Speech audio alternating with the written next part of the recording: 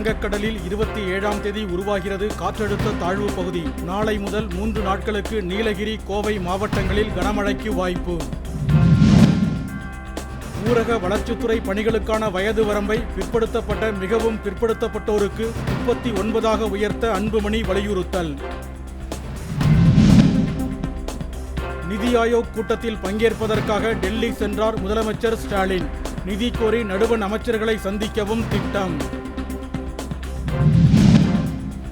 அமலாக்கத்துறை ஆய்வுக்கு வந்ததால்தான் பிரதமர் மோடியை சந்திக்க முதலமைச்சர் ஸ்டாலின் டெல்லி சென்றுள்ளதாக சீமான் விமர்சனம்.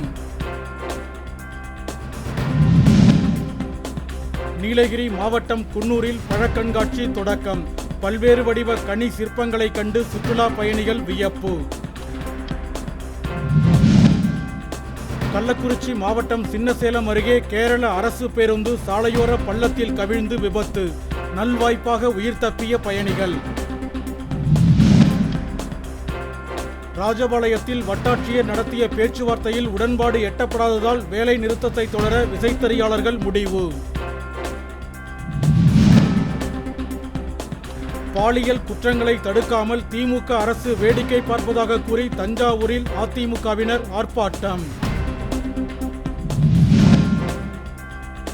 தேசிய டெங்கு நாளையொட்டி புதுச்சேரியில் நடைபெற்ற விழிப்புணர்வு இருசக்கர ஊர்தி பேரணி. நலவாழ்வுத்துறை ஊழியர்கள் பங்கேற்பு.